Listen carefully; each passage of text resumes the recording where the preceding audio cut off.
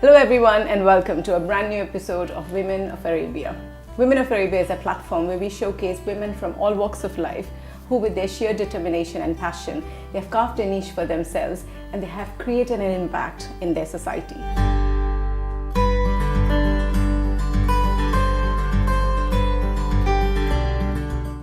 And today we have with us Pinky Ghelani.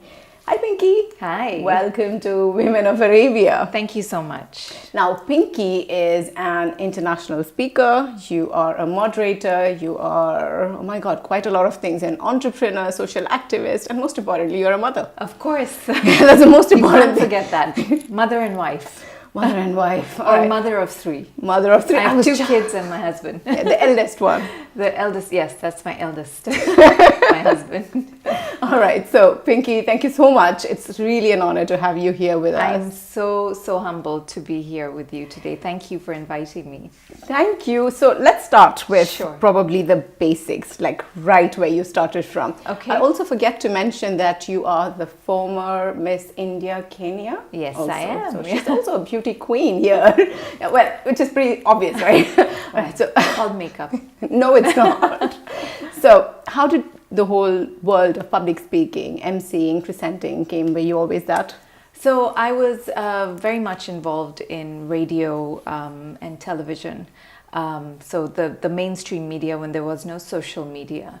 And I built my career in that world. And I also got into print media. So I was an editor of magazines. And of course, I was in the modeling world with Miss India Kenya and, just a lot of other jobs within East Africa. So it was just a very humbling experience that I got the opportunity to represent brands, to be a voice, to work with so many different causes and bring, shed light to all these different things.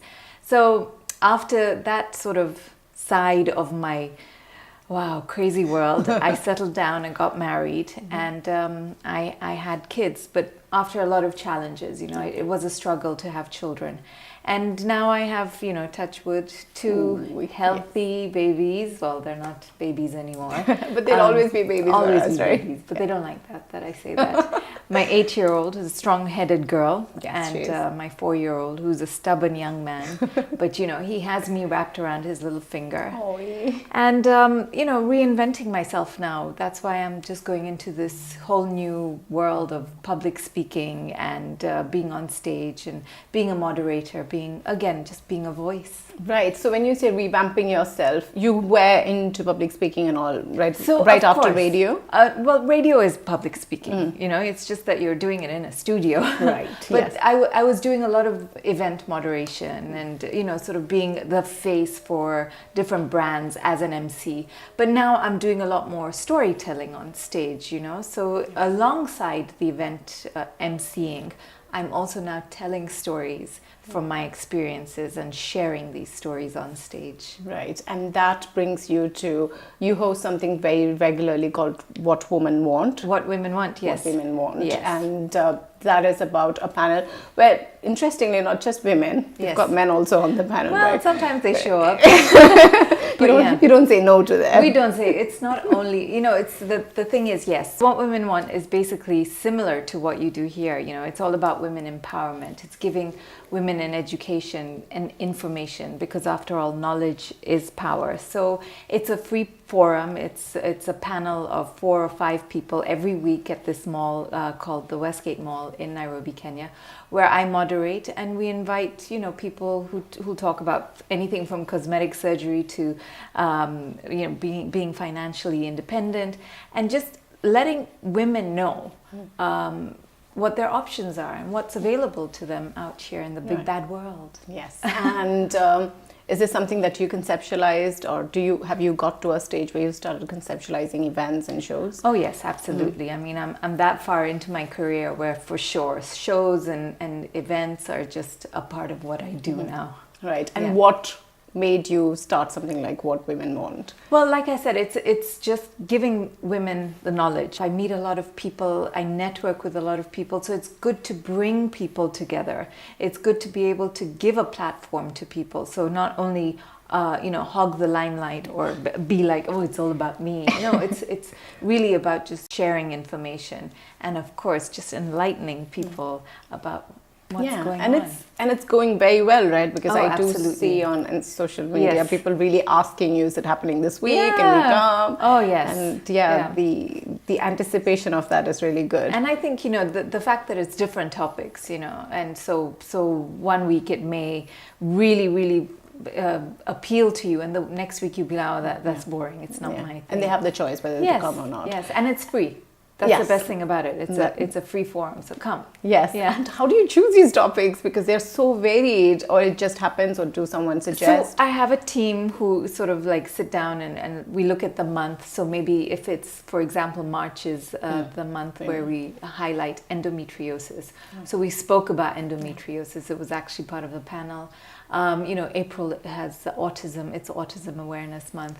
Okay. So, we will try and plug in the theme of the month. So again, just creating that awareness, but then also what women want. We want everything. So, it's easy to come up with topics. Right. How did you start in the whole modeling world, or emceeing, public speaking, everything? So for me, with modeling, my mom used to be a model. Ooh, yes. So she was one of the fewest, or maybe the only one, Asian model who modeled on our Independence Day. And I took a gap year out of school. So age 17, I was like, what do I want to do? And I thought, maybe I want to model. I'll dabble, because of course my mom was my role model. Yes. So I'm like, let me dabble in modeling. And I got a lot of opportunities to be on the catwalk where I was completely alive. Okay. And to be in front of the camera, which I love, and I still love till date. If you follow me on my Instagram, you'll always see me doing a photo shoot. Yes. Every now and then. Yes, we do see that. Yeah, you do still model, right? If I'm asked. Yeah. If they ask now her to. I pick and choose. I'm at that age where I can pick and choose. And when did Miss India Kenya happen? So that happened in the year 2000.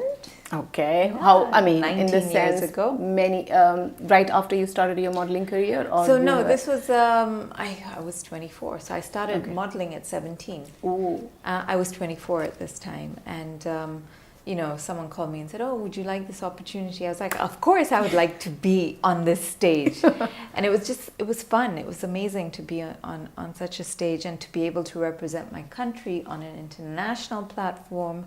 To see Indians from all over the world and how our culture is represented around the world. That was something amazing for me. It was just a beautiful experience. So when you say Miss India Kenya, then you would be selected from Kenya, and then you would represent Miss India Worldwide. The pageant, okay. Yeah. And where was it held, the final? So mine was held in Florida. I was going to say San Francisco. No, Florida. Wow. And how many people were there? How many Indian girls were there representing? Oh, I think 80. Wow, that's huge. Yeah, and Diana Hayden was one of the judges. Yeah, it was really world. And I won Miss Best Hair, just for your information. Of course she did. Of course she did. All right, we're not surprised. And then did you decide to continue a career in modeling, or why did that stop? And so what I wanted to do actually is, because what happened is when I came back to Kenya, I sort of like exploded on radio, maybe because of the Miss India Kenya exposure, but I just suddenly was the thing on radio. Everybody wanted a piece of me, yes. Okay. But my aim was always Bollywood.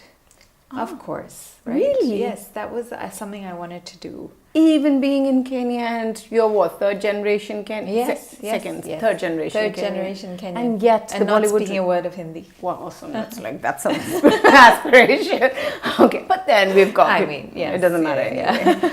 But really, how come? Why? Why is it with so many... What is that the natural progression? I was fascinated. I was fascinated by the limelight. I wanted to meet Salman Khan. Doesn't everybody? Right?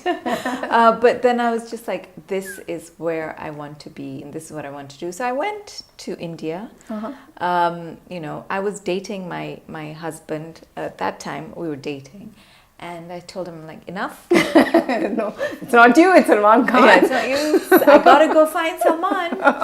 And he him being him, he was like, go do what you need to do. Get it out of your system. His name is Raj. It's His so name funny. is Raj. Okay, it's so funny. Only Indians would understand that joke. Yes. No one's going to understand that joke. Oh my God. And I was in India trying, looking for opportunities, and I was just so let down by my experiences. Okay. Yeah. There are a lot of people who probably wanted it more than I did.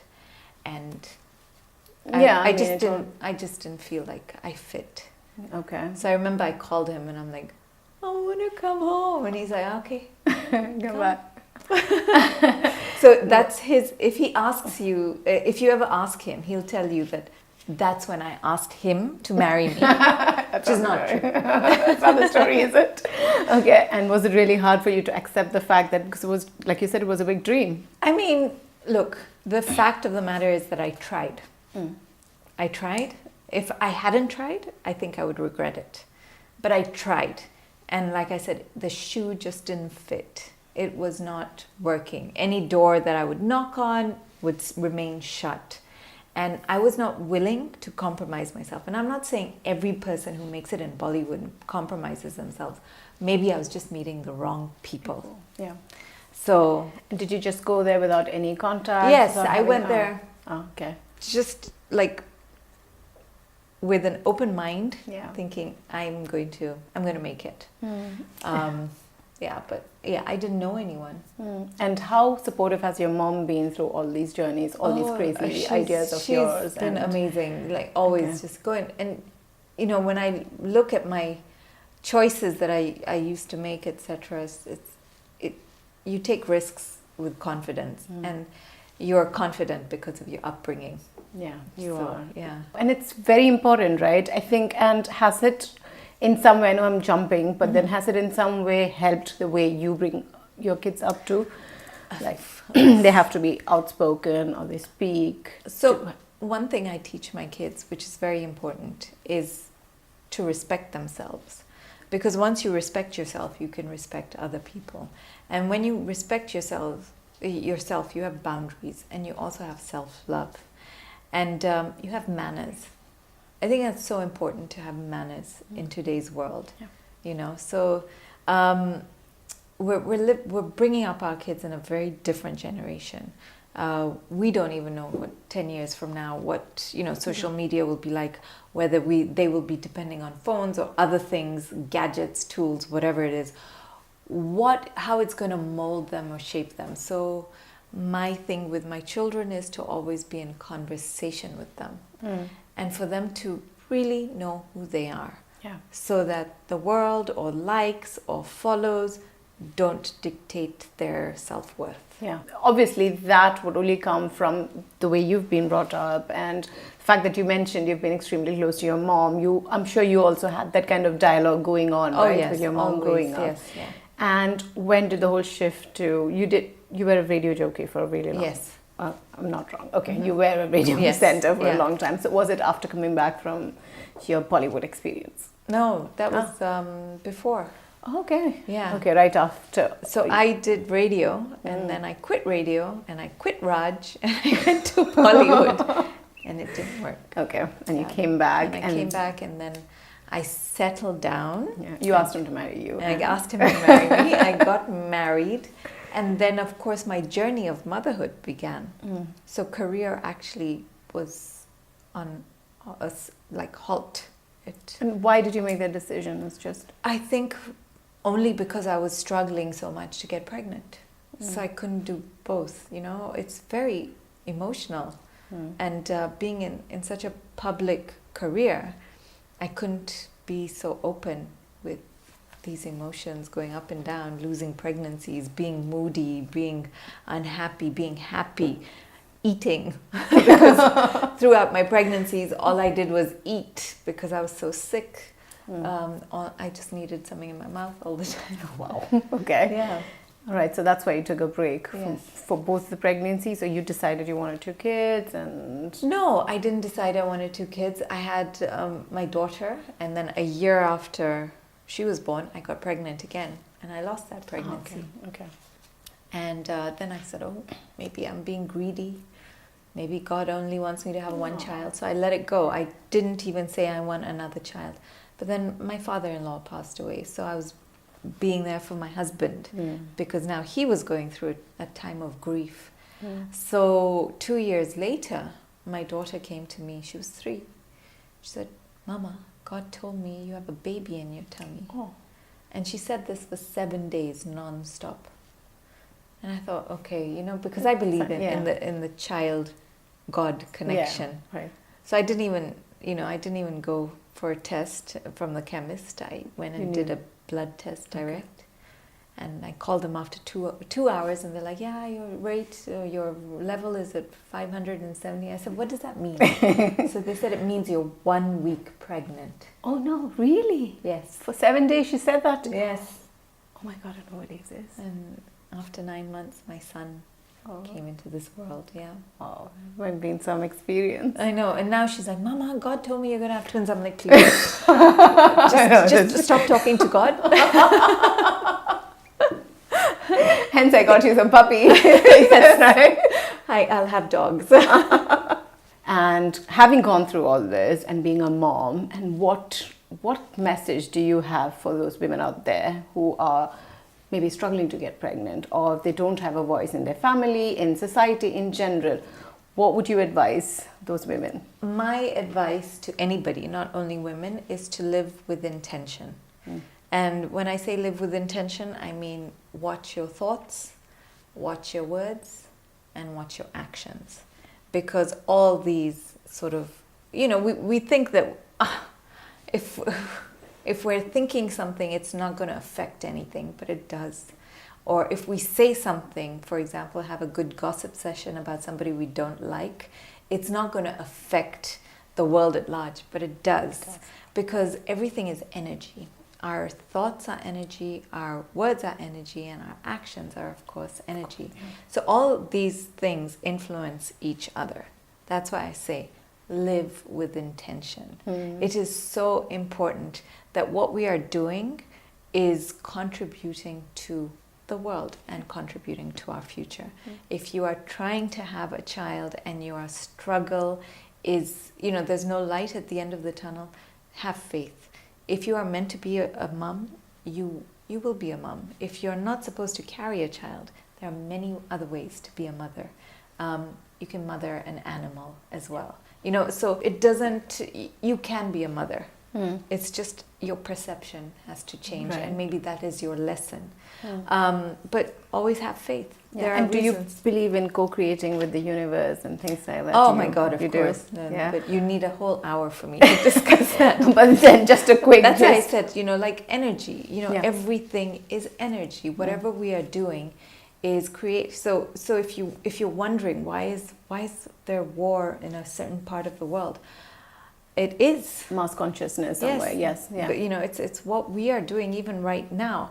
What are we doing? Are we generating good, kind, happy things? Deeds, Yes. Are we? Are we all the time? 90% No. of the time? No. No. You know, we're unhappy at our neighbor, or we're bitching about the next person, or we're unhappy within ourselves. And that energy, it has to go somewhere. And how do people get to that level of that energy going somewhere, do you think? Meditation, is any tips that it has helped for you, probably would help for some others? Like I said, first of all, be aware. It's hard. It's not easy to be aware all the time. It's an exercise. Yeah. Right? Everything is an exercise. Going to the gym is an exercise. Eating right is an exercise. Willpower is an exercise. So being aware of what you're thinking, saying, doing. Every moment of your life. Exercise. And then yes, meditation is key. You know, your breath. I do a talk where it's important to be in the moment. I do a lot of yoga. And, you know, my yoga instructor says, when it is the time where, you know, in a pose where you feel like giving up, that is when you are gaining the most. So I use this principle in my whole life. Okay. And what you need to do at that moment is breathe in and breathe out. Breathe into the posture and just breathe out. So similarly, when you feel like you're going through a challenge, whatever it is, the most difficult part of your life, that is when you are gaining the most. But what you need to do is go within and breathe in and out, and kind of like let go also, right? also, they time. say grow through what you go through. Yes. So these are just little nuggets. You really, it's not easy, and nobody said it was, but you must learn yourself in order for you to give yourself to this world. That's true. And she's got a TEDx talk coming pretty soon. I do. I have a TEDx talk. Do you have the topic, or you can't say about the topic? So I'm going to be talking about the number 3. That's all I'm saying. Number 3. Okay, now you've kept us all in suspense. All right. All I'm allowed to say. We'll keep ourselves tuned for that. The number 3. Okay. Are you trying to figure out? I'm really trying to figure out. You can probably tell me about it, but not for the camera, of course. Yes. All right. So along with What Women Want, you also have a few other initiatives that you've literally plunged yourself into. Yes. Let's start with something which is, I'm sure, really big and something that's been going on for a while now. The UNHCR campaign, Yes. LuQuLuQu. LuQuLuQu, well done. Thank you. That's Indian in me, actually. Yeah, well done. I'm very impressed. So the LuQuLuQu campaign is part of the UNHCR project that I'm involved in, which is raising awareness on the refugee in Africa, the plight of the refugee and what goes on, because, we have a lot of refugees around the world. Yes. And a lot of them, I think there are over 28 million in Africa. 500,000 of those are in my country. Oh, wow. And 78% of those are women and children. So you can just imagine, what those families are going through. Displaced people it's not fun. So my job is to, speak about the refugees, tell people about the refugees, and also raise funds so that, the UNHCR can continue to support the refugees as they do. All right. So what kind of activities does it involve? Okay. Especially the fundraising bit, or in helping them? So what I've started is the Power of Her initiative, which is the Sustainable Livelihood Initiative, where I aim to raise, I'm going to say 5 million shillings. I don't know how much that is in dollars. Okay. Power of Her is part of LuQuLuQu, is it? No, so that is my own initiative. Oh, okay. As a LuQuLuQu campaigner. So I have launched the Power of Her. It's a brunch series where I bring in empowered women and I appeal to them to empower women. Okay. Yes. All right. So, so our job again is just to raise that awareness. But then, of course, as an independent woman, and you would know this, when you have that freedom, you really are in control. But when that's taken away from you, and the key word that I always push at all my events is every woman should live with dignity. So, why not? Why shouldn't we give the refugee woman that opportunity to live with dignity, as much as she's not in circumstances that she really would like to be in? Yeah. They're not favorable, but allow her to live with dignity. Right. And does this campaign involve you finding a job for them or some kind of vocation? So the thing with the UNHCR, and especially in Kenya with the laws, refugees aren't allowed to be part of the community at large. So they're in refugee camps. So that means they live in tents and they have to fend for themselves within these camps. So again, any funds raised go towards their livelihoods, the Sustainable Livelihood Initiative. So some of them are tailors, some of them, make things with their hands, and this is just basically going towards them being able to sustain their own businesses in order to run their homes. Right, and all this probably stems from financial independence as well, right? Absolutely. And as a woman, and I know I've seen you doing certain series on What Women Want about financial independence. Yes. How important do you think it is for women financial independence at large? It's key. Key. I mean, we don't know enough about it. I'm learning about it too late in my life. I think, every girl, teenager, woman needs to know about how to manage their finances. What are finances? Where do they come from? And what can you do with money? Because once you have that, you become savvy and you're able to invest and you're able to negotiate and you're able to empower yourself and therefore empower your family. Right, that's true. So other than Kenya, have you been traveling extensively in other parts of Africa where you can spread the message of, because like you said, the refugee problem, or women in general, it's not just limited to one particular region, right? So my role is within Kenya because I am a Kenyan high-level influencer.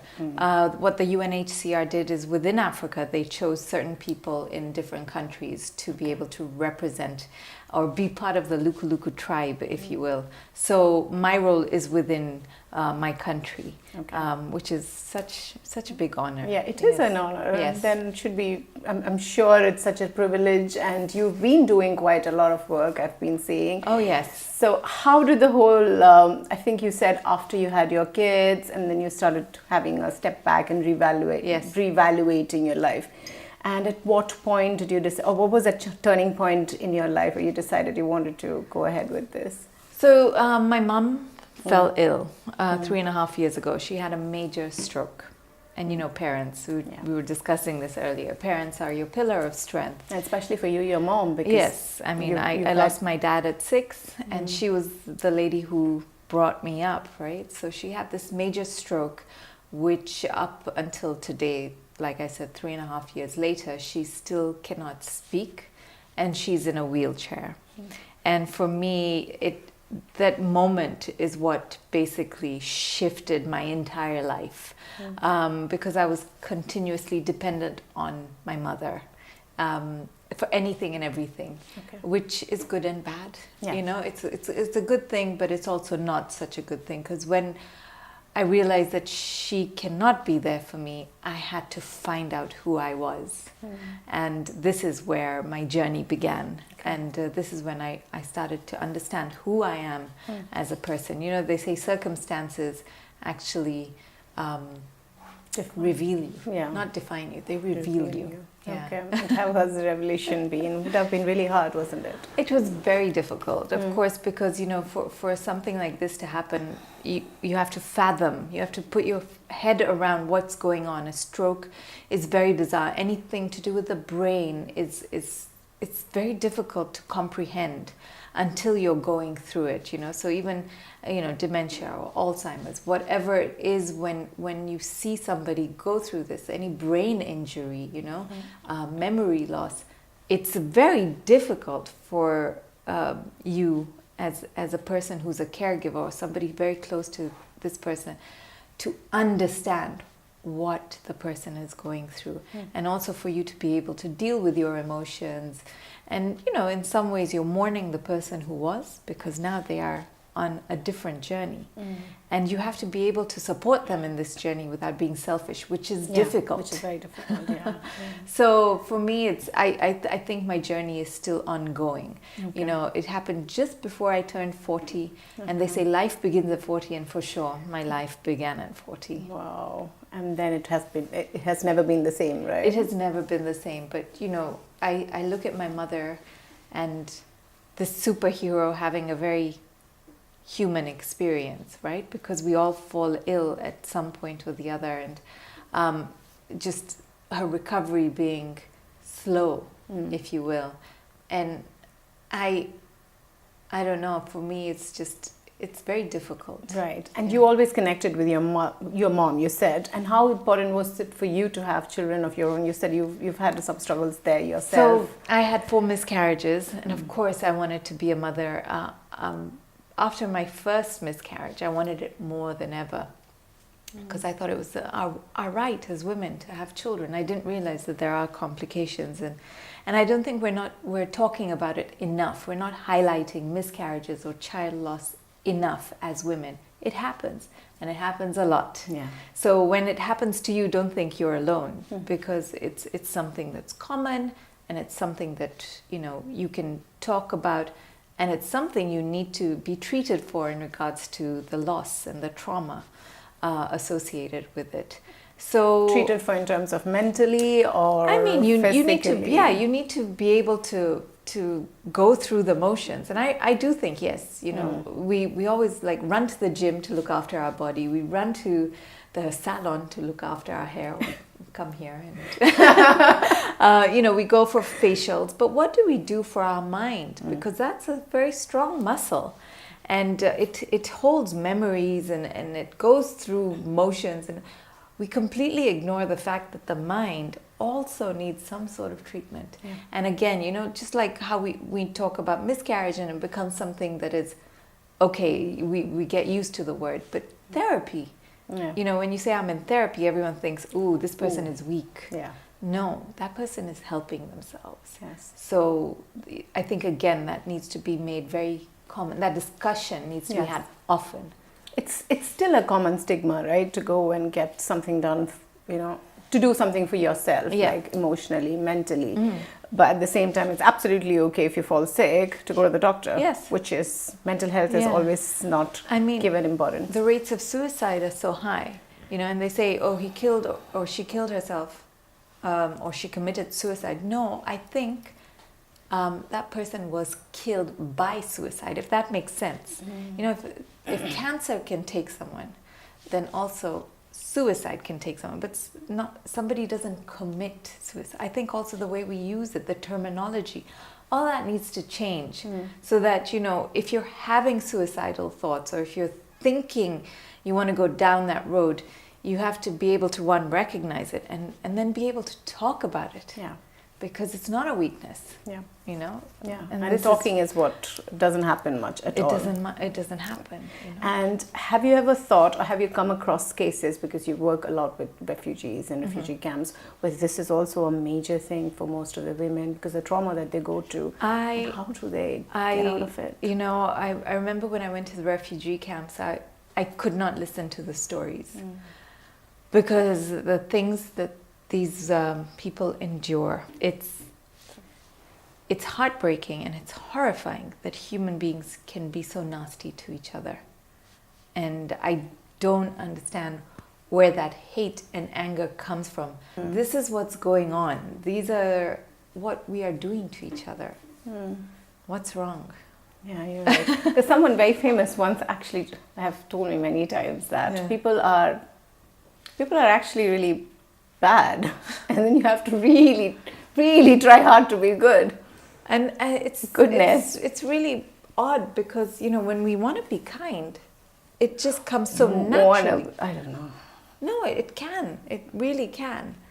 But I don't know. I don't know where we've gone wrong. Yeah, well, I guess. But then there are people like you. There are many other people who are actually doing so much to help change that, make a little bit of impact. In one way or the other, right? Yeah, and I think also what you're doing, this platform, it's a good thing. This is how we keep spreading the goodness, the kindness. Yeah, and the message, like you said, of empowerment and everything. And what next for all the other roles that you have in terms of? Wow, quite a lot. For me, it's getting the awareness out for the woman refugee, for refugees in Africa, especially in Kenya. For me, it's empowering women all over the world to know who they are, so that they can go on and spread that within their communities. And just continuing to spread this kindness, to let women or let people know that to love themselves is not a bad thing. But I'm not talking about ego. I'm talking about really knowing who you are. So that means sitting with yourselves and learning who your demons are. It's hard. It's a process. But then also being able to accept yourself for where you are right now, and love yourself for who you are right now. And it's a long process. It's a really difficult process too. Absolutely. And how has the family and everyone? Because are you the only child? You've got a brother, sister? I had two brothers. Okay. One passed away when I was 20 years old. My eldest brother is my mom's primary caregiver, and he's easy. He's always been very laid back, very supportive of me. Okay. Yeah. And of course your husband also. Oh, my husband's amazing. Yeah. Honestly, I always thank God. For such a big blessing in my life. So what does he do? Is he part of any of your campaigns, or does he? He's part of them in the way that he supports me by sometimes I'm not there and he'll look after the kids or pick up the kids, or just he'll not be like, oh, it's not my job, it's a woman's job. He's not that man. Okay. And he's always very supportive of everything that I want to do. All right. It's amazing that you're doing so many great things. Thank you. I thank you very much for being part of Women of Arabia. That was amazing having you here. Thank Pleasure. you. Thank you. And keep up your good work. I love watching, all these powerful women on your show. Thank you very much. But before we go, Yes. because we did have a very dark and twisted and really sad bit. Sorry. She also has another angle to her. Where's the phone? I want you to do a small, what is it? Teacher what? Teacher Wanjiku. Please. Are you kidding? No, I'm not kidding. I need you to do this. All right. Really? Yes, I do. All right. Let's have you Do you this. understand what she's saying? No, I have no idea what she's saying. You've got a phone? I have a phone. Okay, let's have this. So we're going to end on this. She's amazing. She's not I can't believe she's you're not just all what we've been talking about. She's got a very funny side to her. We'll just see it. Okay. She's very naughty. Very naughty. So I'll give her permission to use the video after this. And yeah, for those of you who love Kenyan humor, Yes. follow these comedians. They're amazing. Oh, she's amazing. She's so funny. She is. She's one of the funniest people. Hello, John. Hi, it's been a minute. Yes, I got your text. I thought walikuwa wananisengenya nini kwa shama. Wakisema ninariga. Na kwa ni marigo inauzwa, si ukitaka kuriga unariga tu.